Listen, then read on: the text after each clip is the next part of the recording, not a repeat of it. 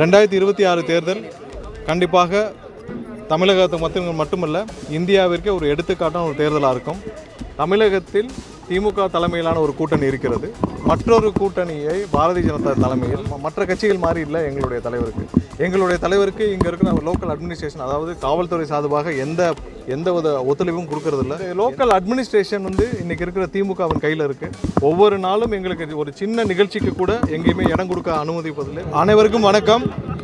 இன்று தமிழக வெற்றி கழகம் துவங்கி 2 ஆண்டுகள் நிறைவு செய்து 3வது ஆண்டை அடியெடுத்து வைக்கிறது.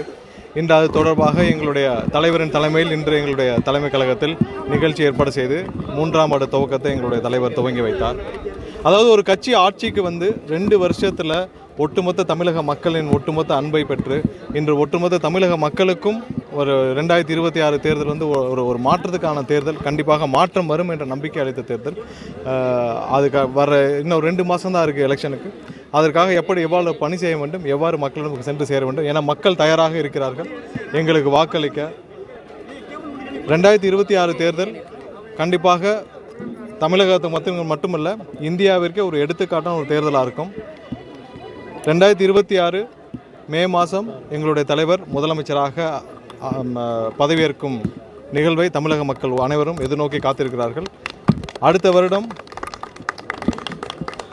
இதேபோல் எங்களுடைய தலைவர் முதலமைச்சராக 4ஆம் ஆண்டை அடியெடுத்து வைக்கும் நிகழ்வு நடைபெறும் என்பது எங்களுடைய தொண்டர்கள் விருப்பமாக இருக்கும். இன்றைய நிகழ்ச்சி நல்லபடியாக நடந்து முடிந்தது. வேறு ஏதாவது கேள்விகள் இருந்தாலும் கேட்கலாம்.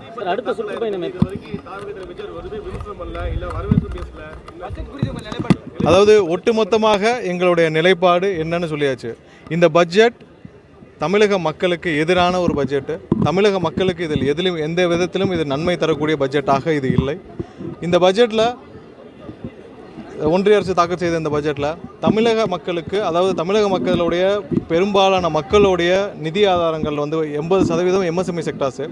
எம்எஸ்எம்இ செக்டார்ஸ்க்கு போன வருஷம் ஒதுக்கின நிதியை விட போன வருஷம் 23 கோடியாக ஒதுக்கியிருந்த ஒன்றிய அரசு இந்த வருஷம் 10,000 கோடி தான் ஒதுக்கியிருக்காங்க. 10,000 கோடிங்கிறது தமிழகத்தில் இருக்கிற எம்எஸ்எம்இ செக்டார்ஸில் அது அதிகமாக இருக்கிற எம்எஸ்எம்இ செக்டார்ஸ்க்கு எதுவுமே இல்லை.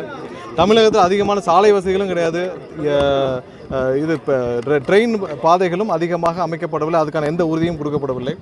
ஒட்டு மொத்தமாக தமிழக வளங்களை திருடக்கூடிய ஒரு பட்ஜெட்டாக இருக்குது. ஏன்னா தாது மணலுக்கு கேரிடர் அமைக்கிறேன்னு சொல்லியிருக்கிறாங்க. அது எந்த காலத்திலும் தமிழகம் வளங்களை கொள்ளையடிப்பதற்கு மட்டுமே ஒரு கேரிடர் அமைப்பதாக சொல்வதை நாங்கள் கண்டிப்பாக ஏற்றுக்கொள்ள மாட்டோம். ஏற்கனவே தமிழகத்தில் ஒரு பகுதியை மிலிட்ரி கேரிடராக, அதாவது மிலிட்ரி கேரிடராக ஒரு 6-7 வருஷத்துக்கு முன்னாடியே ஏற்கனவே அறிவித்திருந்தார் ஒன்றிய பிரதமர் அவர்கள். ஆனால் இதுவரை அந்த இடத்துல எந்த தொழிற்சாலையும் பெருசாக துவங்கினதாக யாருக்கும் தெரியவில்லை. எல்லாமே வெறும் அறிவிப்புகளாக இருக்குது. இதுவரை வரி குறைப்பு சம்பந்தமாக எதுவுமே இல்லை. வரி குறைப்பு, ஜிஎஸ்டி வரி குறைப்பு சம்பந்தமாக எதுவுமே இல்லை. அத்தியாவசிய தேவைகள் நிறையா இருக்குது. மூலப்பொருட்கள் விலையை ஒவ்வொரு நாளும் உயர்ந்து கொண்டே போகிறது. ஒவ்வொரு நாளும் விலைகள் மாறி மாறி நிர்ணயிக்கப்படுகிறது. மூலப்பொருட்கள் உடைய விலைகளை நிர்ணயிக்க ஒரு கமிட்டி கூட அமைக்கவில்லை. அது சம்மந்தமாக எதுவும் இல்லை. ஏன்னா மூலப்பொருட்களை ஒரு தினமாக நியமித்தா தான் அதோடைய விலையை நிர்ணயித்தால்தான் இன்றைக்கி இருக்கிற சிறு குறு நிறுவனங்கள் அதை வைத்து ஒரு தொழிலை துவங்க முடியும். ஒவ்வொரு நாளும் தங்க விலை மாதிரி மூலப்பொருட்கள், ரா மெட்டீரியல்ஸோட விலை ஏற்ற இறக்கமாக இருந்தால் எப்படி தொழில் செய்ய முடியும்? எந்த விதமாக ஒரு அடிப்படை மக்களுடைய வாழ்வாதாரத்திற்கும் மக்களுடைய முன்னேற்றத்திற்கும் ஏற்ற பட்ஜெட்டாக இது இல்லை என்பது எங்களுடைய கருத்து. நாங்கள் எங்களுடைய தலைவரும் தமிழக வெற்றி கழக நிர்வாகிகளும் அனைவரும் 2026 தேர்தலை நோக்கி சென்று கொண்டிருக்கிறோம். கண்டிப்பாக இது அனைத்தும் அந்த தேர்தலில் எதிரொலிக்கும் என்பது எனது கருத்து.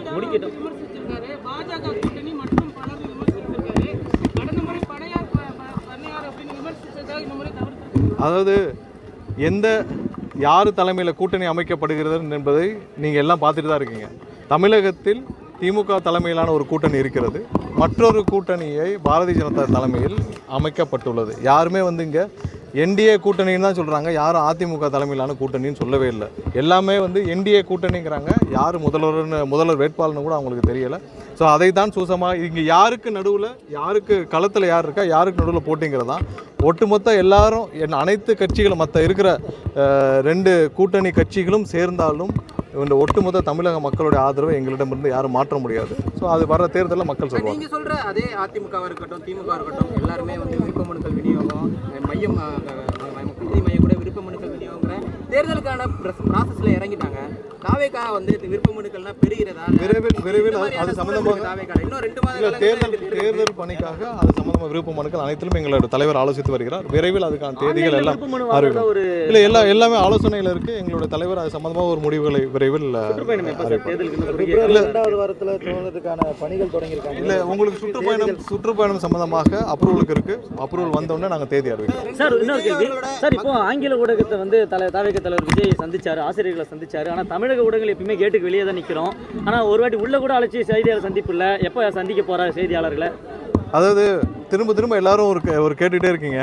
சரி, செய்தியாளர் சந்திப்புங்கிறது ஒரு பெஞ்ச் மார்க்கா யார் ஃபிக்ஸ் பண்ணான்னு தெரியல ஒரு கட்சி நடத்துறதுக்கு. நான் சொல்றேன், அதாவது செய்தியாளர் தேவையான பொழுது கண்டிப்பாக எங்களுடைய கட்சி சார்பாக செய்தியாளர் சந்திப்பு நடந்துகிட்டே தான் இருக்கு. ஒரு சில பேர் வந்து கடந்த 7-8 ஆண்டுகளாக அவங்களுக்கு எந்த ஒரு விசிபிலிட்டி இல்லாத ஒரு சில பேர் தான் வந்து தொடர்ந்து ஒரு நாளைக்கு 3 செய்தியாளர் சந்திப்பை நடத்தி அவங்களுக்கான தேவையான மக்கள்கிட்ட போய் விசிபிலிட்டி எடுக்கிறத பார்த்துட்டு இருந்தோம். செய்தியாளர் சந்திப்புங்கிறது எந்த பெஞ்ச் மார்க்கும் இல்லை. கண்டிப்பாக மக்களை நேரடியாக ஒவ்வொரு நாளும் எங்களுடைய தலைவர் சந்திச்சுட்டு வர்றாரு. தேவையான பொழுது எங்களுடைய கட்சி நிர்வாகிகள் சார்பாக செய்தியாளர் சந்திப்பு நடந்துட்டு தான் இருக்கு. தேவையான பொழுது கண்டிப்பாக எங்களுடைய இதுவரையிலான மக்கள் சந்திப்புமே ஒரு லாங் டிஸ்டன்ஸ் சந்திப்பாக தான் இருக்கு. எப்போ வந்து மக்களை வந்து கை கொடுத்து சந்திக்க போறாரு? ஏன்னா எல்லா இடத்துக்குமே ஒரு புரோட்டோகால் படி நடக்கிற மாதிரியே ஒரு குறிப்பிட்ட தொலைவிலே மக்களை வச்சு தான் சந்திச்சுக்கிறாரு. இல்லை உங்க எல்லாருக்கும் தெரியும் மற்ற கட்சிகள் மாதிரி இல்லை எங்களுடைய தலைவருக்கு இங்கே இருக்கிற லோக்கல் அட்மினிஸ்ட்ரேஷன், அதாவது காவல்துறை சார்பாக எந்த ஒத்துழைப்பும் கொடுக்கறதில்லை, எந்த பாதுகாப்பும் கொடுக்கப்படுவதில்லை.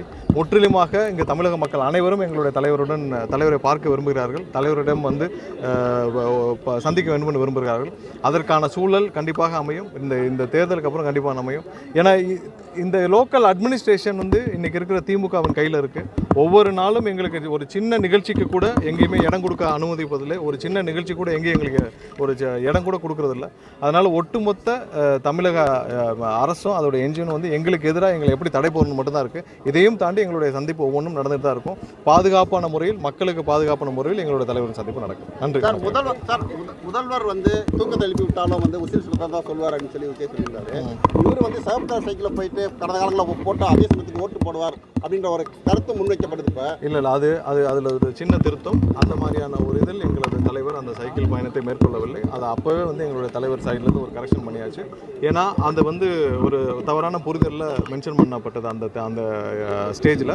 அந்த மாதிரியான ஒரு சைக்கிள் பயணத்தை எங்களுடைய தலைவர் வந்து அந்த எண்ணத்தில் பண்ணல. ஏன்னா அது ஏற்கனவே ஒரு சில இடத்துல எங்கள்கிட்டையும் தனிப்பட்ட முறையில் எங்களுடைய தலைவர் அதை மென்ஷன் பண்ணியிருக்காரு. எப்படின்னா சாதாரணமாக சும்மா வந்து காலையில் ஒரு எதில் போகலான்னு நினச்சேன், அப்போ அந்த சைக்கிள் இருந்துச்சு, அந்த சைக்கிள் ஏறி பயணிச்சேன்னு சொன்னார். அதில் எந்த கருப்பு சிவப்பா எதுவும் தெரியல, எந்தவித உள்நோக்கம் இல்லாமல் போன பயணம். அதை தவறான ஒரு சின்ன அண்டர்ஸ்டாண்டிங்கில் சொல்லப்பட்ட ஒரு கருத்து. அதை நாங்கள் இங்கே திருத்திக் கொள்கிறோம். அது இல்லை என்னவோ இல்லை அது வந்து அதில் என்னன்னா ஒட்டுமொத்த தமிழக மக்களும் போன தடவை சேர்ந்து தான் வாக்களிச்சோன்றதான் அதை மென்ஷன் பண்ணது. அந்த வீடியோவில் மென்ஷன் பண்ணதை பற்றி சொல்கிறீங்க. தமிழக மக்கள் அனைவரும் சேர்ந்து நீங்கள் எல்லாம் சேர்ந்து தான் தேர்ந்தெடுத்தீங்க. அவர்கள் இன்னைக்கு எவ்வளோ மக்கள் விரோதமாக செயல்படுறான்னு சொன்னதான் இது நிறைய தவறான புரிதல் இருக்குது. அதெல்லாம் கரெக்ஷன் பண்ணுங்க.